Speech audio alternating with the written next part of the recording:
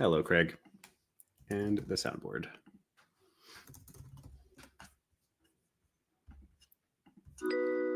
There it is. Hello, soundboard. All right, we're ready to start. Here we go. You ready? Let's do it. Welcome, game dev adventurers, to the Indie Game Lunch Hour. Today we are talking with Mitch Cronin about the pros and cons of looking for a publisher as an indie game developer.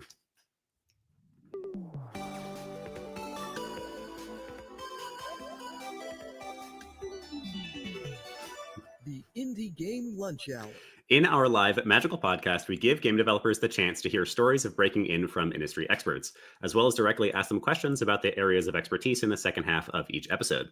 As always, I'm your host, Willem Dalbenthal, and this is a live podcast we host here in our Discord. There are links to join the Discord down below if you would like to, and we're here every single Wednesday at 12 p.m. EST, so come and join us for the next one and ask your own questions live. Today, we are joined by Mitch Cronin. Mitch is the former lead publishing producer at Humble Bundle, so has a lot to say about indie publishing, and is currently the senior technical producer at Santa Monica Studios. Welcome, Mitch. It's very exciting to have you on the show. What are you having for lunch here today? I think I'm going to have some tuna with bonito fillets, which is well, that's what this guy's having for lunch, actually. But, I come secondary. I'm just here to support the cats. Got it. They're going double fish today, then. Fish heavy. Oh yeah. They're going double fish today. I was like, oh man, I'm talking. They're going to get excited. They're going to get hype. I just need to keep this guy on my web. So, no, don't do it. Don't do it, buddy. I think the cats know, when you're on a meeting. There's going to be a big like Indy 500 cat race back here or some wrestling. It's going to happen. Amazing, beautiful. There's nothing wrong with that. It is a pro cat, pro pet show. So absolutely, 100% right. Cat. Well, welcome to the show, Mitch. It's awesome to have you on. It is fascinating to talk to somebody from Humble Bundle and of course Santa Monica as well. But publishing in indies, of course, is on the mind of so many different people and is often the thing that at least they believe, whether or not it's true, will make all their dreams come true. So before we actually get into that, I'm excited to, but before we get into that, of course, we have to ask our first question, which is always the origin story. So Mitch, would you tell us about your background, how you got to where you are today, and what you do? Yeah, sure, absolutely. Always loved games. I'm a little bit older. First game I remember when I was like 4 years old playing a Jumpman on my dad's Commodore 64. So started a long time ago, very young.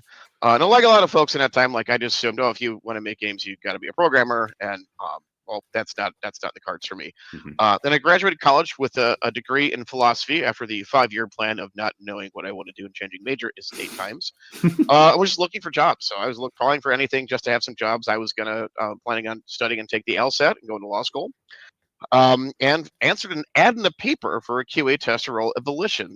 The folks behind Saints Row, Free Space, and the very first game, Descent, which I actually played as a kid and had no idea it was made in town.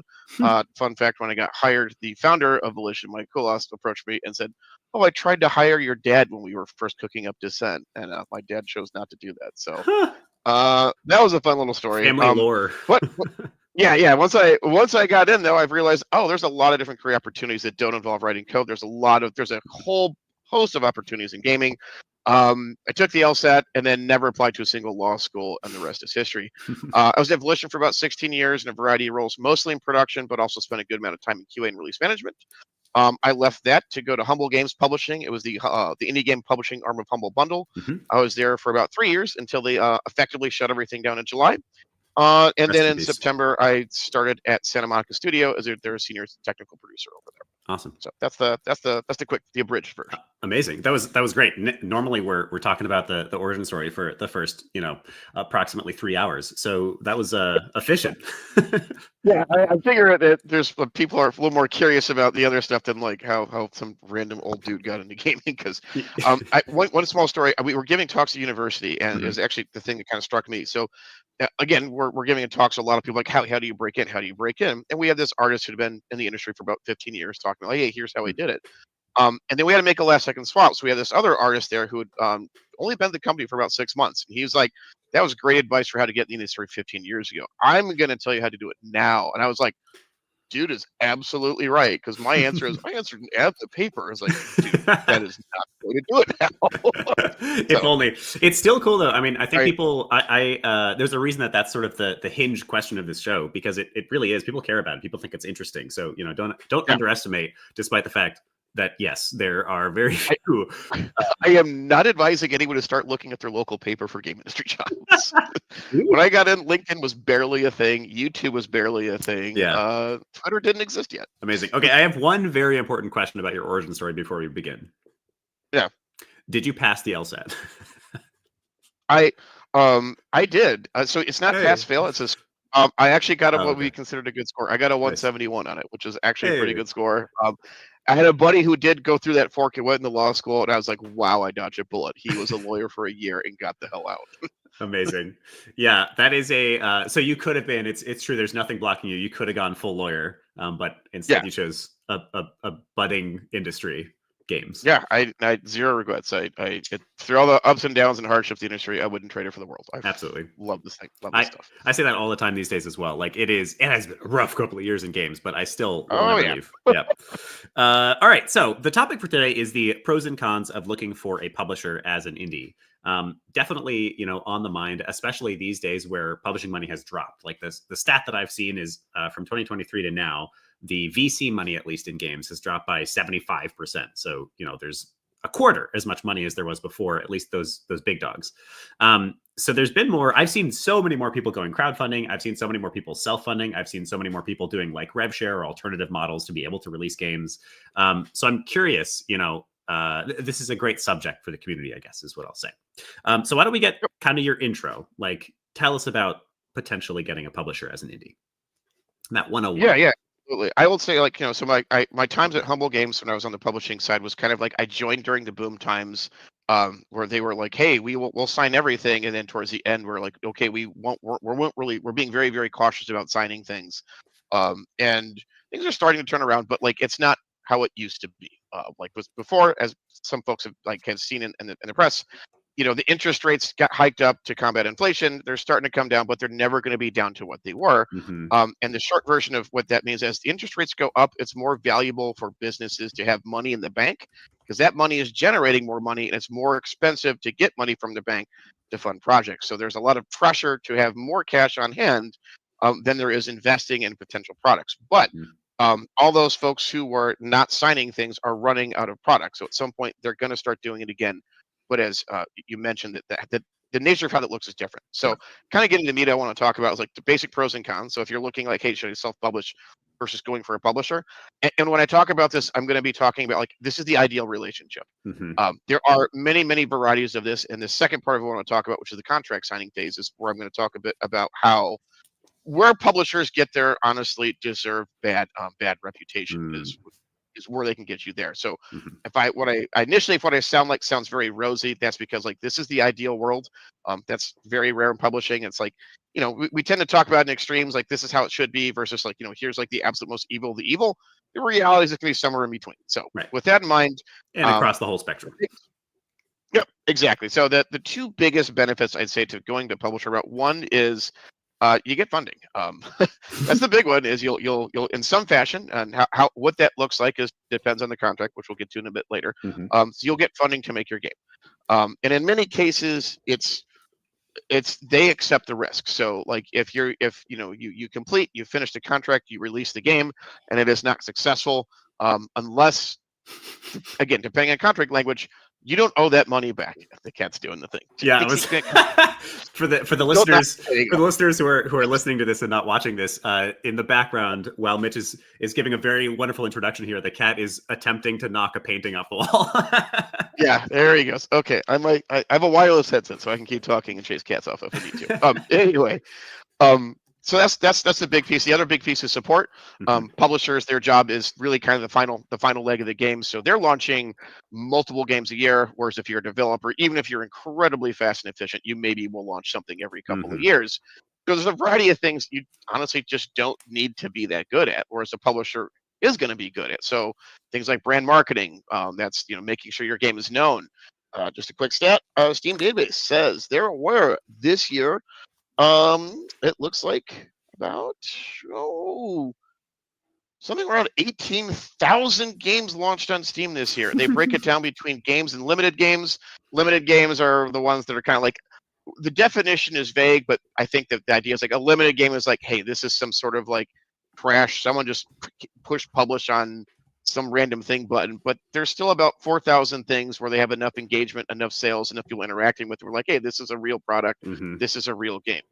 If you ask me to name, just write down a list of games I could think that came out this year across AAA and indie, I could probably name maybe 30, and that's being generous. Yep. So having a marketing team is super important to making sure people know your game exists. With indie, it's less about like what's your Metacritic score, but how many Metacritic reviews you have. The more people that are talking about your game, the more likely someone's going to find it and buy it. And indie publishing teams, especially, are going to have marketing teams that know how to reach niche audiences. If you're making an indie game, you're not trying to make it. Doesn't always have to be, hey, I want as many people like me. It's like, hey, I'm making a game for this audience. And their marketing teams will know where that audience is. So if you're making, a wholesome, cozy, slow-paced game, you're making a narrative visual novel, you're making a boomer shooter, they're going to know where those audiences are and how to reach them. You'll also get the support of a business development team. They're going to come with contacts at first party.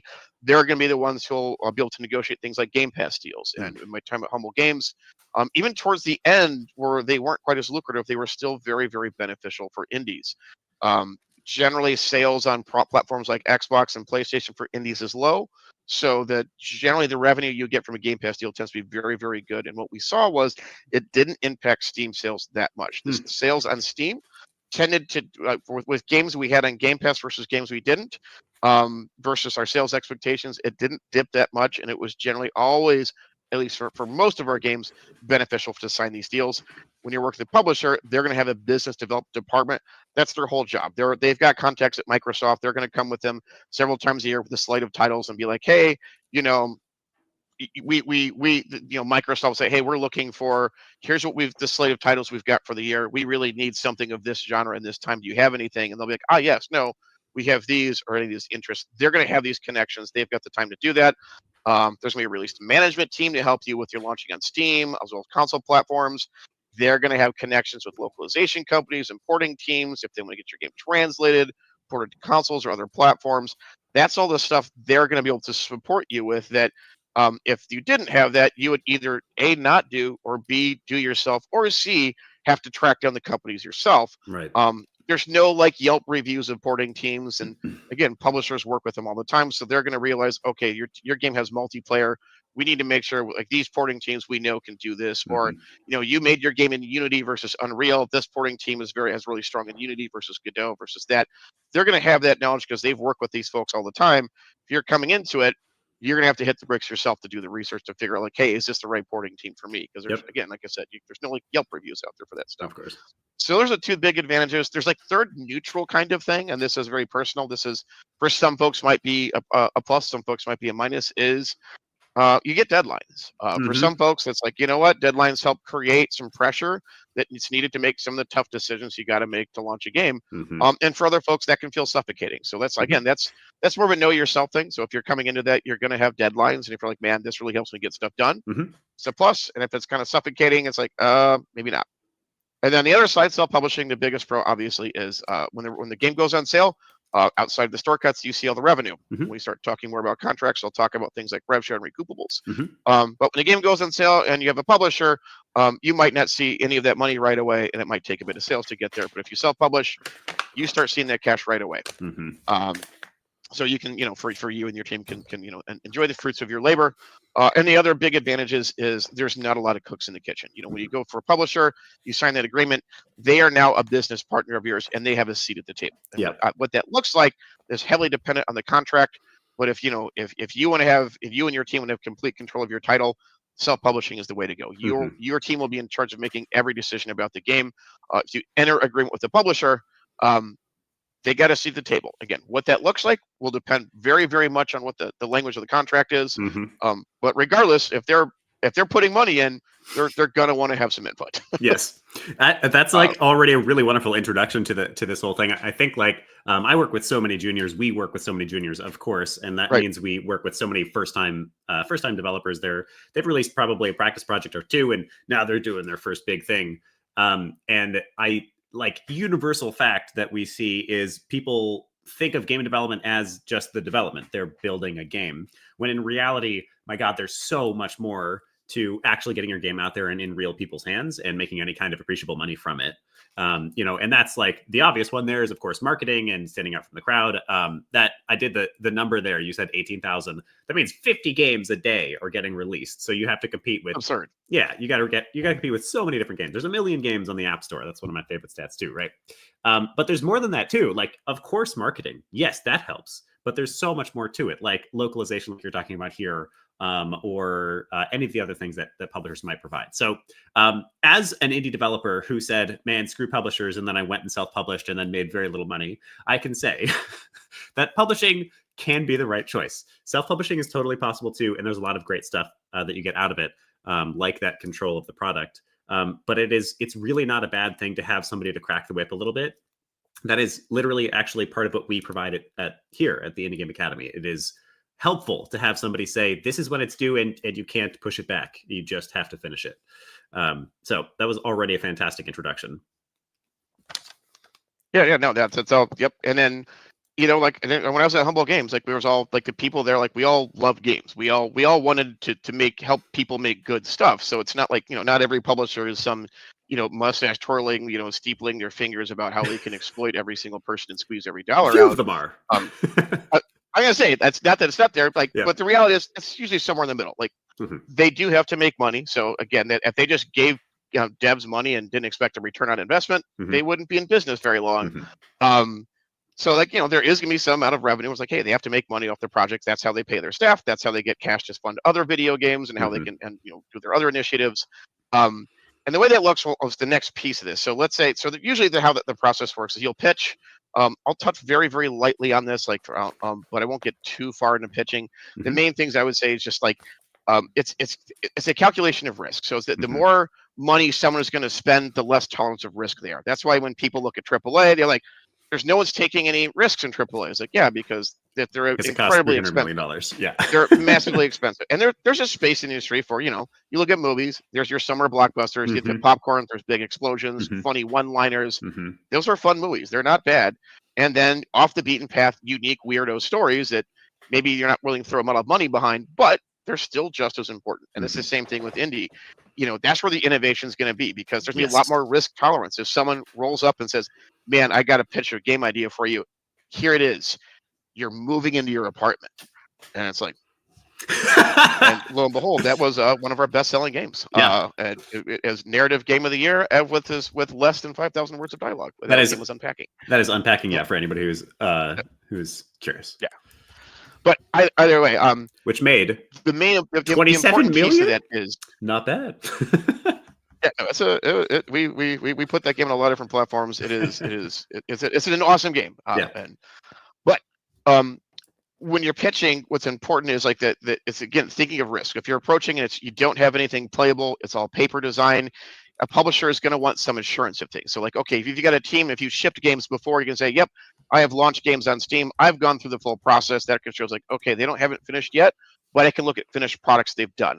I know this team has shipped a game together. And if you haven't shipped a game, they're going to want to see a bit more assurances that you can get further. So if you approach and you say, hey, I have a playable demo, and you can say, here's my vision of what the game is. And when you explain the vision, that lines up with the experience you have in this demo. Like when I get your hands on the controls, whatever they may be, when you explain, this is what makes that game unique.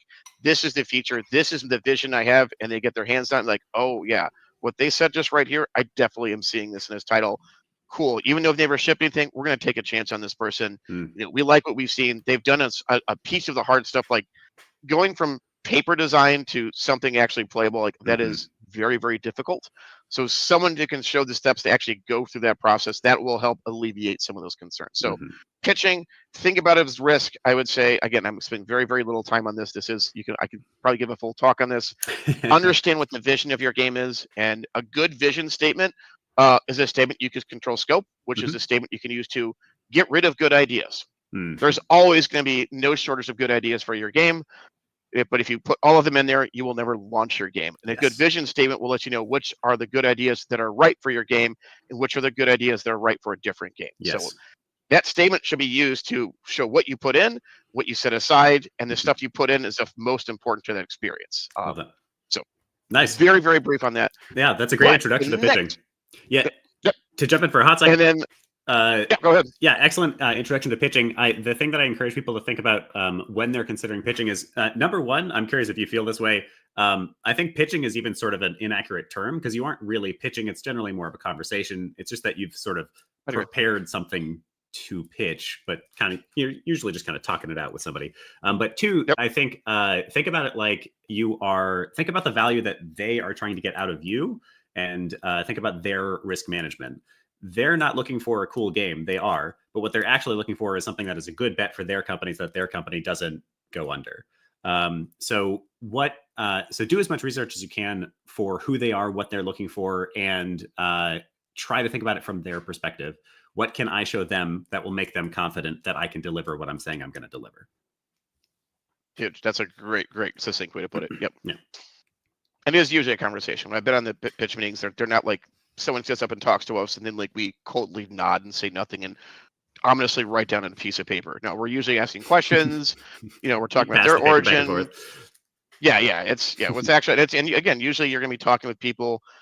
And then not all the time, there's going to be some folks that were like the business mindset, but there's also going to be folks like, production folks on there who have made games before. They're going to talk more about like, hey, how, how do you have your milestones arranged? What are your core features? What games are you playing? What are your gaming inspirations? They're going to be talking to people that know games as well as some folks on the business side. There's like, they're again, as mentioned, like risk management. They're taking a risk by giving you money. What assurances do you have that you can do what you say you're going to do? Yeah, and don't forget, actually, what you just mentioned there. Don't forget the fact that you were also pitching yourselves, and that means two things. That means your actual skills. Do they believe that you and your team can build what you say you're going to build? But secondarily, it's also just like, do they like you? The vast majority of publishers are human beings and gamers, and they want to work with other humans that they get along with well. Yeah, don't forget to be charming and everything. A lot of the indie publishers they're a lot smaller. They're not like you're probably not pitching to Sony and Microsoft. This is like Raw Fury, Devolver, Hooded Horse, and folks like that. These are much smaller companies. Yeah, awesome. All right, so then let's talk about contracts a little bit. And if you have questions for Mitch, drop them in the chat and mark them with that Q emoji. We're going to get to community questions in just a moment. All right, contracts. This is probably so you pitch and the publisher comes back and says, "We're really interested. You're awesome. We want to work together. Let's start negotiating." And generally they'll be very positive. They're going to be buttering you up at this phase. And this is where publishing can get the bad reputation because generally speaking, entering this engagement, the publisher has I would say most of the leverage because they have the money. You need the cash to make the game, to pay the folks you're working with. You need that support to get the thing out the door. Like you need, in their eyes, there are plenty of people out there making really, really awesome stuff. They have no shortage of really cool things to go for. So there's a bit of a power imbalance there. They have the money. They have that. As I mentioned before, like they're the part of the business that's like shipping things all the time. They are signing contracts 10, 12, 20 times a year. You're probably doing this once every couple of years. So they've got lawyers on staff. Chances are, I did take the LSAT. I didn't take a single law class. So I know nothing about this stuff. So you're going to be coming in at a disadvantage. So one of the first things I definitely haven't considered doing is paying for a lawyer when you first get that initial contract. Have a lawyer review it. It's going to be in legalese. You're going to read this thing, and it's going to be basically in another language. And it's crucially important because they're going to read that and then say, hey, this is what this actually means. Because, ideally, when you first engage, everyone's on the same page. People are supportive. There's a lot of operating in good faith. But if at any point this relationship starts to shatter or break down, it's going to go back to what is in the contract. So a really quick napkin example is, let's say you're starting and they're like, we love what you're doing. We're going to throw a lot of marketing budget behind us. We think you've got something special here. We're going to give you a big marketing budget. Like, yeah, awesome. I'm going to get a big marketing budget. 2 years later, it's coming time to market the game. And they're like, well, there's been some strong economic headwinds and some changes in the macroeconomic economy. So we're only going to be able to offer this small marketing budget. Unless it's in the contract, it doesn't matter.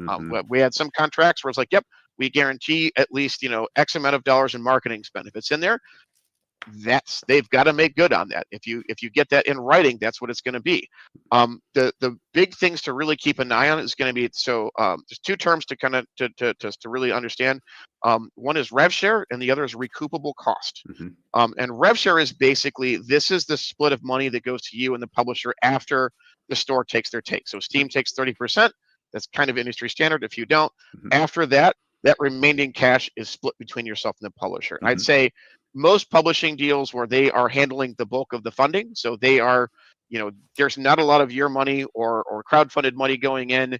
It's all of their money. That initial rev split is very likely to be 100% to them and Mhm. 0% to you until they've made their investment back. Mhm. Sometimes it's a little more like 90-10. I'd say in a lot of cases it's 100 to 0. And it's either till they make their cash back or make a bit more. So one thing we did at Humble is we'd have the bill as anything with an invoice. So everything we spent money on. So like, devs, the money we give directly to developers, but also when we'd invoice, we'd hire this porting team and this, localization team. And we spent this money in marketing. So we had an invoice and we could say like, here's all the additional money we spent. Here's total cost. But when we'd recoup against 110% because that 10% was like, hey, this is the staff of working on the game with you. Your producers you're working with, your brand managers you're working with. We don't invoice them directly, but it's not uncommon to see a publishing deal where it's like, okay, when we make 110 or 115% of our money back, that's when the first rev shares Mhm. adjustment happens. It's like, okay, when we've done that, now it'll be 80-20. So we're getting 80%. Now you're seeing 20% until we make 150%. So now we've made a 50% profit, and then it shifts again. So usually what you expect to see is mostly they're making their money back, and then as they are making profit, that needle should slowly start to shift and you should start seeing more. It's Mhm. not uncommon to see several tiers, one at 150, another thing at 200 or 250. And at that point, depending on the nature of, it might be more half and half. You might be seeing a bit more. It depends, but that's like what you should see. You should see as the publisher profits off it, more and more money goes to you, the developer. Mhm. The other term I mentioned is recoupable cost. This is basically like that number where they come up with like what they're trying to earn against is the recoupable cost. So that is money they're giving you. So if they say, all right, we're going to give you $1 million in development funds, that's money you're getting.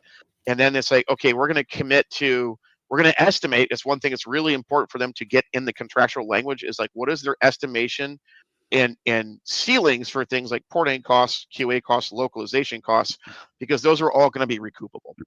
And some contracts they'll say, hey, we estimate porting will cost 100 grand. It's going to be recoupable up to 250. Anything over that is not recoupable, which means the publisher just eats that.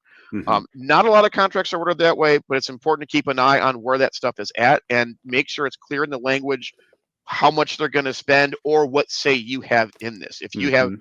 approval over additional their money they're going to spend, because that's money you have to earn against before you start seeing this rev share split. So again, let's say, hey, we're going to give you $500,000 to make your game. And then after they total up all the other costs, so porting, localization, all of that, that's another $500,000. Total recoupable costs are $1 million.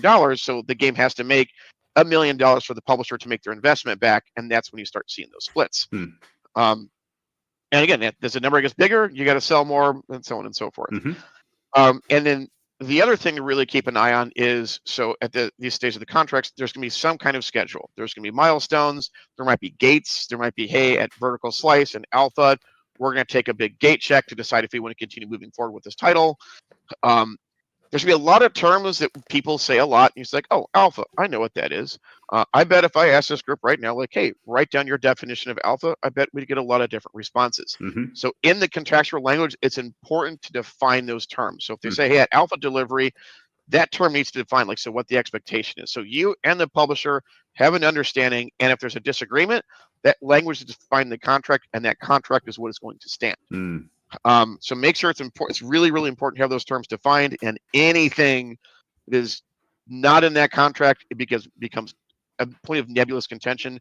And if it's not there, they're not beholden to it. Mhm. Um, One thing, so, and this is, again, I kind of mentioned the power amounts before. Another area they can kind of get you is when they're talking about this milestone schedule. So part of this negotiations, you're going to say, hey, I need this much money and this much time to finish the game. Mhm. Again, if this is the first time you've done it, that's a very, very tough question to ask. You've never done this before. Whereas publishers, they've got, they sign games all the time. They are used to this stuff. There's usually industry professionals there. So if you're approaching and say, hey, I can do this in a year with this amount of budget, they've probably got a pretty good idea if how feasible that is. And one area they can trap you is they can say, yes, we agree to that, a little bit of negotiation. So here's your time, here's your money. Mhm. You're making your game, you get a year into it. It's like, oh, wow, this is going to take a lot more time and money. Mm-hmm. So you have your initial contract, and then you have to make an amendment. So this is Mhm. pretty common. I'd say most of the contracts when I was working over there had at least one or two amendments. And for the most part, again, the thing I liked about Humble Games Publishing is we wanted to support, we wanted to be ethical, we wanted to do right by developers. So we were trying to operate in good faith. Mm. This might not always be the case. What could happen is you sign what looks like a pretty decent contract. However, you need that extra time and money. Otherwise, either the game's just not going to get done, you'll be in breach of contract for not completing the game. I'll get to that in a second. But at that point, at the negotiation tables before, they have a bit of an advantage. Now they have an even bigger advantage because now, like, dude, you're already in it. You've already got money sunk into it. You've got a team that's like, hey, we need to get paid. You desperately need this funding extension. You desperately need this additional time. So when they come back to the negotiation table, they say, okay, hey, here's your time, here's your money. And when you look at those rev shares, they can really get you on the rev shares because at that point, they know you really need this money to finish the game. They've got you in a bit of vice lock. So if they want to do something really crappy on the rev shares, they're going to have a lot more leverage to do so. So when all of a sudden you might start seeing them take them all the money till 150%, and you might see the max rev share you get only capped at 30% because you're kind of in a bind. And again, this isn't every publisher, but it's something to keep an eye out for. Why it's so important when you're going to that first contract and you're looking at that schedule. Really, really think it through. Think about it. Think like, hey, here's how long it's going to take. Just tack on a whole bunch of extra time. And have backup plans. Look at that funding they're giving you, and think about alternate ways you can get money. As we open this up. There's the venture capital funding isn't what it used to be. They're not throwing money at this stuff. So like having alternate sources to generate cash is really, really important because you're going to get money from them. And if you find out you need more, if you have to go back to them, you go back to negotiating table and they're an advantage. But if you can generate some funding from some other sources, you can provide that money to the table to take care of that. If you have to renegotiate, you're just asking for, hey, I just need more time. I don't need more money. That creates a different negotiating dynamic because you're not asking for additional money. You're just asking for more time. That's purely about quality and release window stuff. So at that point, it's a lot less likely that they're going to be adjusting the rev share because they're not accepting additional financial risk. They're just getting more time. So if you can generate some additional sources of cash to offset that'd be a pretty big win. But yeah, that's it. Again, like I said, like the reality is some publishers are going to come at it from the other really important piece is to look in the language where IP ownership is. The thing we did at Humble Games one of the reasons I enjoyed working there is one of our big proponents is we never took IP ownership. That was one of our core tenets, which is, if you come in and publish the game with us, you are in full ownership of that IP. The game comes out, you want to make a sequel, you are free to do whatever you want with that sequel. Look in that contract. Sometimes you might retain ownership, but there might be something in there where if you are doing a sequel, you have to pitch to that publisher first. Right. Again, first you still refusal or own something it. like that. Exactly. Yeah, right to refusal. So like you still own the IP, but if you go shopping around for another publisher, they have to be the first ones you pitch to. You can decline it. There's nothing saying you have to accept that agreement, just that they have to at least engage with you. And in some cases, they might say, hey, no, part of this agreement is we'll give you this money, but we retain ownership of this intellectual property. So if the publisher wants to make a sequel with someone completely different and do whatever they want with the creative aspects of the game, they can. That'll be another piece to look at in the contract. Like, what input are they going to have on the actual design? Do they have a seat at the table? Are they just offering feedback?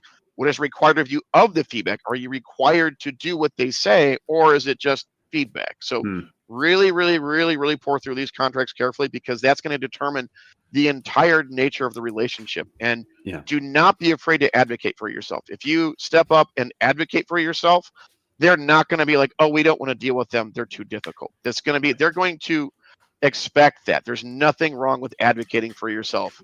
And they do it all the time. And if you come up there and you advocate and you're like, nope, I really need this. I don't do that. They're going to negotiate in good faith. They're not going to walk away. And if there's things they're sticking to that you're not comfortable with, definitely do not be afraid to walk away. There are evil publishers. There are people out there who you're going to engage in a bad relationship, and you don't want to do that. You want to avoid that if you can. And if the nature of the contract negotiations, you're getting a bad feeling, you think they're trying to take advantage of you, and they're not listening to you when you're advocating for yourself. Do not be afraid to walk away. It's going to be very difficult because you're going to be looking at, here is money to make the game. And It's not, sometimes it's the right answer to walk away. Yep. And the other thing is, if you do end up in a bad agreement, don't beat yourself up. You are not the first indie dev. You're not the first developer to end up with a bad agreement with a publisher. Do not beat yourself up. Learn from it. Do your best. At most publishers, there's going to be a mix of people trying to do the right thing, but also trying to, make money and earn money. There are going to be some that try to take advantage of you, but just do not be afraid to advocate for yourself. Do not be afraid to ask for more. Do not be afraid to stand up for yourself. Like, absolutely, it's expected. No publisher is going to do that. If they make you feel bad for that, you probably shouldn't. You should probably don't work with them. Yeah, man, what a fantastic introduction. That was like, there's times on this show where, we're really like kind of guiding and asking questions. That was just like, you just dropped so much knowledge all at once, and that was fantastic. So thank you for it. I love that, by the way, as a final last point as well, similar to like, trying to find somewhere to work if you're looking for employment. If you're in an interview and you're getting bad vibes and you're getting a sense that they are trying to take advantage of you, it's not worth taking that job. You don't want to be in a place where you are getting taken advantage of, even if that means you get a paycheck. Similar thing to a publisher. Imagine that you had, I met a guy in board game publishing who had such a bad deal. I still don't quite understand how this is possible, but had such a bad deal that he had to change his name. He had to legally change his name. I can't even imagine what that was. But yeah. I don't know exactly all the details, but my goodness. Yeah. Read your contracts. Yeah. So read your contract. And like, seriously though, don't be scared to step away. I fully understand with how difficult it is to find a publisher, how tempting it is to go with somebody who's bad. But just imagine, like, most games, like even indie games, are going to take you usually like minimum a year to get to market, and probably longer than that. So imagine signing something that's going to take you like 2 years of your life, and you wind up making effectively no or little money from it, and you wind up with all kinds of just like stress working with somebody who sucks. Like, that's just not worth it. So just don't take the deal. Nope. And the biggest point I want to echo out of everything you said is have a lawyer read the contract. I know some fresh developers can be scared of lawyers, or you feel like you don't have money for it. First of all, there are so many amazing indie devs, lawyers, like who are almost indie themselves, and they will help you out for way cheaper than you imagine. You can get a contract reviewed for like a couple $100, often, sometimes even cheaper than that. So it's really more affordable than you might think. And having somebody who can understand the legalese to just be like, oh, they're trying to take your IP ownership, is essential. Do not sign a publishing deal, of all things, without getting a lawyer to read it. Let me echo that again. Yeah, it's meant to be obtuse. They have lawyers on staff that know how to do it. You're going to look at that, and it's they call legalese for a reason. You're going to look at that, and it's not going to be clear what they're saying. A lawyer's going to review and be like, hey, in plain English, here's what this means. Here's what you're signing up for. Here's what they're allowed to do. Here's what they're actually going to do. So they're going to explain that to you and be able to be like, oh. Because when they say, hey, we're going to take your IP, it's not going to be written in the contract as we're going to take your IP. Yeah. It's going to be like in like friggin' page 22, section D, written in some obtuse language, because they're going to know, hey, no, like, we sign these stupid, end user license and never read them. Like, this is going to be something similar, except you probably should read it. It's going to be tons and tons of pages and very, very hard to read. But it's everything about your full relationship with the publisher is going to be in this document. Yeah, and like we're bringing up some of the. Amani has a great quote here, by the way. You don't have enough money to not have a lawyer. Very true. There's a. I don't want to like scare people away from publishing, because once again, like I've self-published before, and holy shit, it's so much work for usually anyway, not that much payoff. Publishing can be wonderful, and the best publishers are like become dear friends, like contributors to the project, and are excited to see your game become awesome. And I would say it's predominantly that, like, it's more that than crappy people trying to take advantage of you. But you just have to do your due diligence, because like, even if 9 out of 10 people you work with in your life are amazing, that one person who screws you out of 3 years of your life and your IP can be horrendous. So just do your homework. Assume a little bit of foul play, even if they're amazing. Give them benefit of the doubt, but like, just don't be negligent. Yeah. Another piece of advice is, like, if you're talking with the publisher and you look at the games they publish and reach out to those developers and ask, like, hey, how was your experience working with them? Again, there's no like Yelp review site, but like, there's some cases they might say, hey, I prefer not to talk, or we're still under agreement. But other cases, I'm like, hey, I work with them, and like, these parts were awesome. This part was not great, but man, they were super supportive here. Just get feedback. Take a look and see who they work with, and be like, hey, what was like working with this publisher or that publisher? And they'll Easy. Yeah. And oftentimes they're actually happy to respond because, in indie together strong, like that's totally a thing. Yep. All right. It's time for us to get some community questions. The first one is, Cool. oh boy, we're jumping straight into AI. Oh God. So Zachary, Zachary asks, and I'm going to amend this a very slight bit, Zachary, to keep it on subject with publishing. So Zachary asks, with AI becoming more of a push in the industry, how do you as a publisher feel about it being used?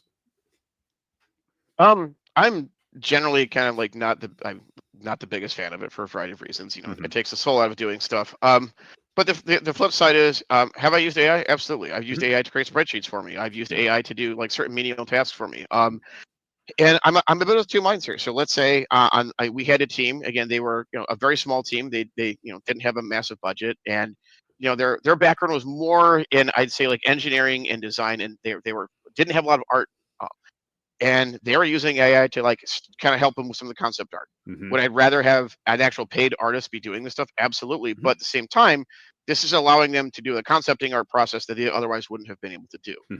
This is a team that didn't have the money. They were small. They were using art development funds to do other things. Okay, we got to pay the engineers. We got to do this. We can't do it. We have a very systems heavy game. The core pillars that relied more on like, hey, we need the designs of this to feel more than like, hey, this is a unique art style. So leveraging AI to do that stuff, like as a publisher, do I have a directive or a goal? Like I'm not like, hey, how are you using AI to bring your costs down? That's not the question I'm going to ask. Like as a publisher for indie games specifically. So when I say that, like you're not pitching to Microsoft and Sony. I heard stories like, hey, for the big publishers, like, hey, unless you're asking for 60 million or more, we don't want to talk to you. So like whereas indie we're far more about like, what's your idea? What's the nature of the game? What's the soul of your game? When they're looking for the deal, they care far more about that and far more about kind of we talked about earlier, which is that risk mitigation. What is the confidence we have that you can ship this title?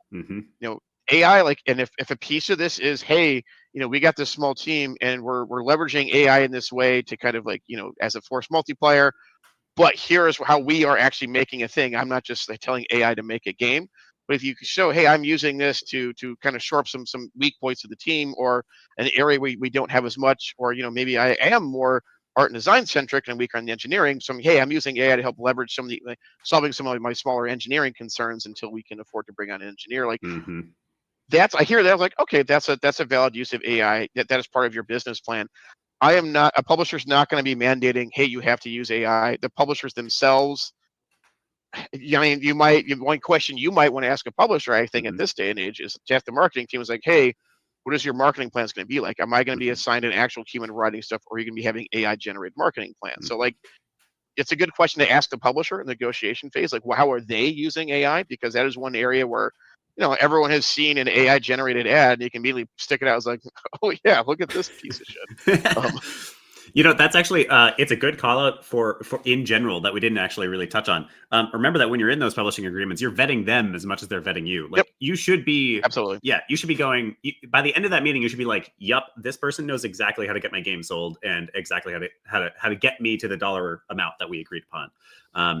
Yeah, ask them questions too, vet them too, and if they don't sound like they know what they're doing, don't work with them.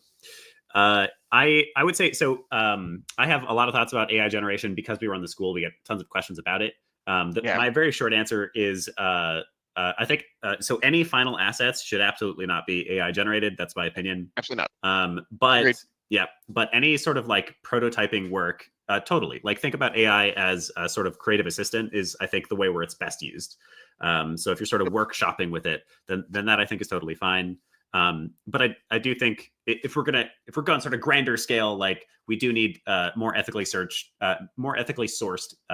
like learning training data for AI, and that's something to push for and advocate for. But as far as its use right this second, I think as a sort of assistant, that's fine. For anything final, absolutely not. Agreed. Cool. All right. Next question from Vishnu. Vishnu asks, for someone thinking of making an indie game studio, what would be the most important area of knowledge to focus on learning, especially when managing a smaller team and resource pool? That's a really, really good question. A good friend of mine, Luke Schneider of Radiant Games. If you're, again, folks, you're just like, hey, I'm starting out, I want to make a game. You kind of need a little everything. First, like if you if you're making a studio, it's better to start with like, hey, what do I want to make? It's your first time. Like, what is your idea? What do you want to make as a game? Because that's going to kind of determine what's the most important aspects of it. If you're like, hey, I want to make, I'm thinking of making a visual novel. It's like, okay, you want to have, okay, you need someone who can really write. That game's going to live or die by the dialogue and art. So when you're thinking of a team, like you want to think about the disciplines that are going to be stressed the most by what the vision of your title is. If it's like, hey, I got these complicated mechanics I want to enable. It's like, okay, you need a good designer and he has some good engineering background to be able to enable those features. And that'll make a lot of those early decisions, like, what engine are we going to build on? So when you're thinking about your team, as your first title, it's better to think about what do I want to make? Or the flip side, you have a group of people and you are trying to figure out what to make. You think about the strengths of the group of people you've got. Yes. So if you're trying to form a team, you come up with the idea first, and then you kind of build a team around that idea. And if you have a team but no idea, have the idea leverage the strengths of the team and be honest about the strengths of the team. And when you're forming a studio, like on the publishing side, like you don't worry about bringing in someone who has release management experience, like, unless they can also add a lot to like building the actual building of the game. The things like there's that last mile to launching a game, which is all a bunch of stuff that's not involved in actually building a game. Well, it's crucially important. You're not going to need that. But if you can come to a publisher who's like, hey, I've got this game partially made, we've got a good team.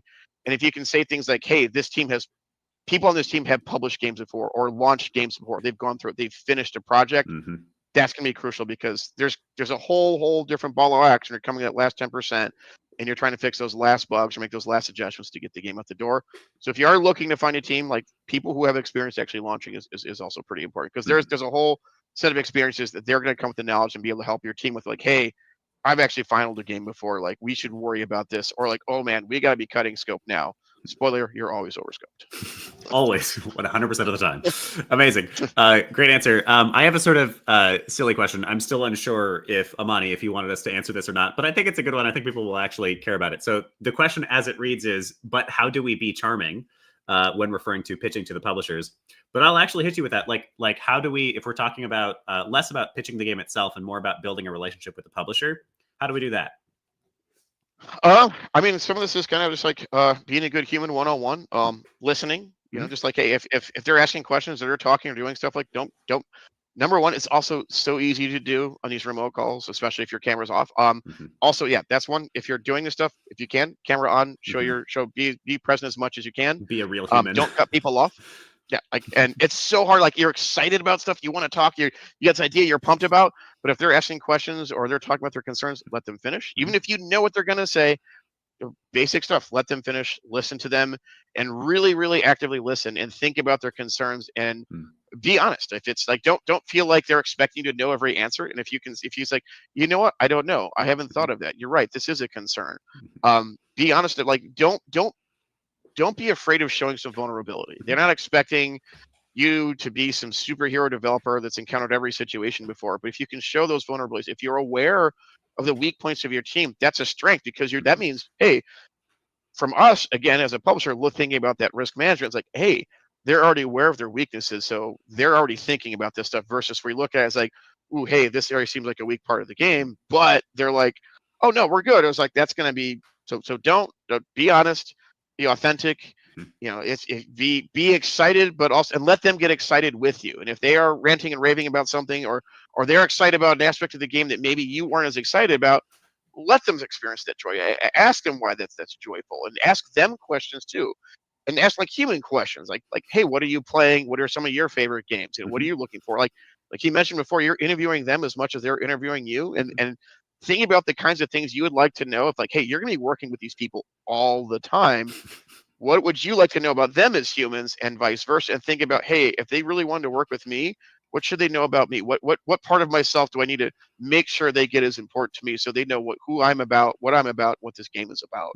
But the basic thing, the biggest thing is it's so hard. It's going to be so tough. You're so excited. Slow down, which I'm really bad at. I've gotten this advice from every boss I've ever friggin' had. Slow down. But the biggest thing is listen and give them space and respond to their questions honestly. Love that. Yeah. I think you mentioned like think of them as human. That's true for so many different for so many different contexts, it's really easy to kind of get stuck in like somebody's job title or who they are. Just, oh my God, they're a publisher kind of thing. But remember that, almost everybody, some people just fell into it and they confuse me, but almost everybody in this industry are gamers. We're here for a reason. We love this field. This field can be rough and we're still here, which means we love it. And so y'all are just gamers. Just be gamers together a little bit, and still take it seriously. Don't get too casual. Read the room, But yeah, a little bit of just I'm just kind of hanging out with this cool person, and we're talking about stuff we love. Yeah, awesome. Exactly. All right, Misha's got our next question. Misha asks, is it better to go to a publisher that works in a specific genre that your game falls under, or one that works in a broader set of genres? If you do have if a publisher is, something you think of a publisher like Hooded Horse, they definitely got a kind of a niche they stick in. Mm-hmm. And then other publishers think of Devolver Digital, they have an aesthetic that's associated with that, but there's a lot of things that kind of go against the grain there. I would say, it's worth pitching to I'd say cast a wide net, honestly. Obviously, if you have a game that has a good market fit for what a publisher is trying to do, I definitely recommend pitching, reaching out. But don't put all your eggs in one basket. Mm-hmm. Because even if it's the right kind of thing, they might have their finances tied up in something else. They might not be signing new titles, as we mentioned at the top. The money isn't as flowing as it used to be, 3-4 years ago. I would definitely say, if there's a clear product market fit for the publisher, they should definitely be at the top of your list, because they are going to understand where that market's at. If they focus on a particular type of game, that means that staff there knows that market. If your game fits in that market, they're going to know where to reach those folks. Because with indie, indie games don't need to sell 20 million units to be successful. When I was looking at the financials, in many cases, hey, this game only needs to sell 50,000 units. So you can target niche audiences, and if that publisher focuses in that group, they're going to know how to reach that audience. They're going to know where the fans of 90s era RTSs are, or boomer shooters, or cozy games that don't involve farming or bunching trees and stuff like that. They're going to know where that stuff's at. So if a publisher has a niche, definitely reach out, but also cast a wide net. Yeah, that's a great answer. I think there's also publishers have audiences. So the other thing to know is just if their audience is the kind of audience that would love and play your game, then yeah, definitely target those people. I think that is a great simple answer. If you can, yes. But cast that wide net. All right, Wendy is on stage for our final question of the day. Wendy, would you like to ask your question? So it's actually a collaborative question. Joker of Aces also had a very similar question. Mine, and when they wanted Willem to ask, so I'm going to kind of partly do that. Wanting to know about, is there somebody else in chat answered this too? It sounds like there's a specific type of lawyer, not just, any can help it. Do you have part one? Do you have recommendations on a type of lawyer, or could you, if you have a family lawyer or something, should you approach them? And then I'll ask the second one. No, it's okay. Answer that, and then there's a part two. I'd say someone who's versed in contract law. Ideally, entertainment. And some folks do specialize in games. I know I worked at Humble. One of the folks who worked in business development there, her partner was a lawyer who specifically focused in this kind of thing and focused on looking at publishing deals. And that's their business models. They take on indie devs, and their whole goal is to help them out looking at contracts. So they look at a lot of publishing contracts. So they can be that focused, but I'd say at the very least, someone versed in contract law, because one thing with lawyers is the further away they get from that law, the more risk averse they're going to get, and the more their advice is going to be a lot more towards be cautious, to a point where it might not be as useful. So the further away, at the very least, it should be someone who's engaged in contract law, ideally in entertainment space. If they're further away from that, you might get some bum advice. So if your brother's a lawyer and they're a criminal attorney, they might not have the mindset to be super helpful. So yeah. Awesome. Cool. Thank you. That's what I thought. My mind kind of went to entertainment lawyer first. So when I was thinking of that, I was like, okay, what do you recommend as far as being prepared? So Joker of Aces was almost on the same wavelength, and they asked, before bringing a lawyer to a publisher's agreement overview, should you bring a lawyer to review your asset licenses first, in the off chance that certain asset license clauses make publishers see your project as a legal risk? So that's kind of I was wondering about the preparation. That's a good question. I'll be completely honest. I've been more involved with the publishing contract phase, approaching with asset licenses. Again, anything you can do to protect your IP, I think, is important. So if you're going with your stuff protected, and hey, I've already got my stamp on this, there is always a risk, depending on what I guess that is another good. I mean, this happens a lot in job interviews, especially like you're a writer and they ask you to write a test and you don't get the job, and suddenly you find that same writing in the game. Same thing here. Like if you're talking to this publisher and they're asking you to send direct assets and things like that, having that stuff protected, I think, is just generally a good practice. Just keep in mind, anything that you send on the internet, if they take it, they might have think about what happens if they get their hands on this. Is this do I have a basic demo where I'm using common assets that are just basic Unity assets to get across my idea, or do I have good creative pieces of artwork in there that they're suddenly get their hands on that don't have copyright that they can then utilize for themselves? I would actually defer to someone else. I don't feel comfortable answering. I generally tend to say hey, come as protected as you can. But in the second phase, I would say once you have a first draft of that contract from the publisher, that's when you should bring in that contract lawyer to review that. Because you're going to talk about some of your terms, some of the basic things, and then they're going to send a first draft of the contract. That's when I definitely recommend having that contract lawyer take a look at that. Having it beforehand sounds like a good idea, but I would definitely ask some people who maybe on the developers on the dev side, I would ask some folks who've had games published multiple times or done the publishing route multiple times, ask them what their experiences are, because they're probably going to have a lot better answer than me on the subject.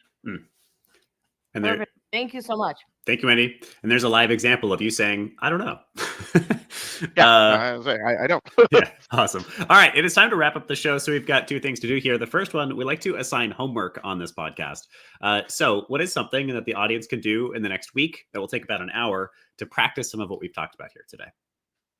Absolutely. So what I'd suggest is if you actually just Google contract agreements, there's some of these that are publicly available. There's a few cool publishers that have actually, and then again, they've worked with their devs, so there's no things operating in bad faith here. That have actually, have their contracts online so you can take a look at it. So you can actually take a look at a live contract.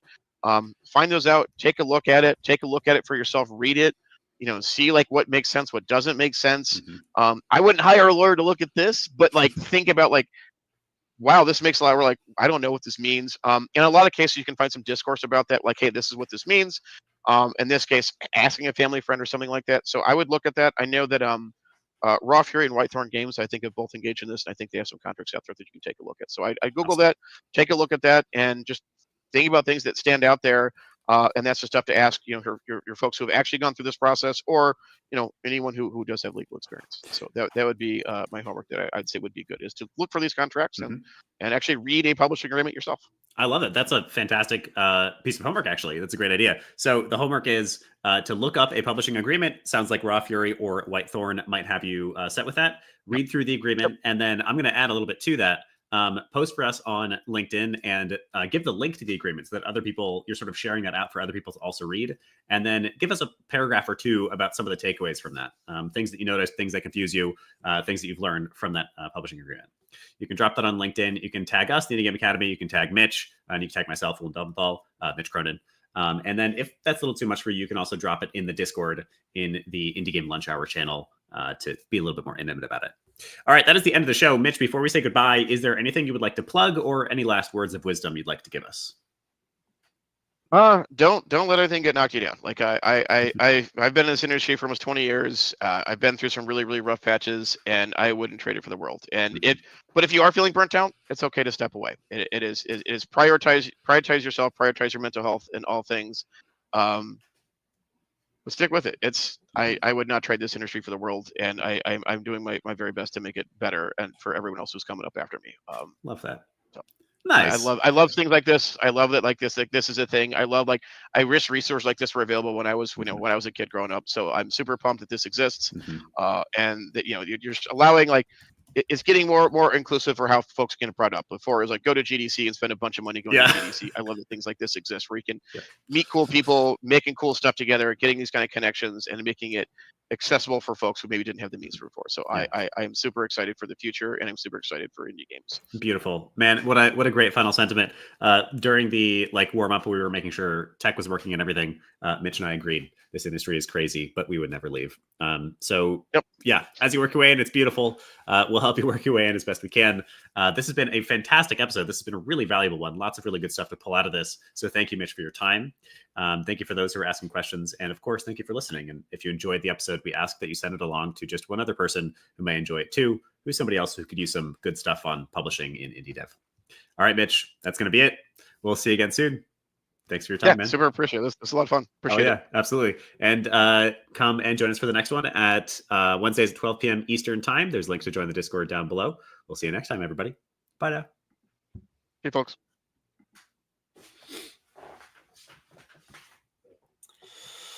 That was great.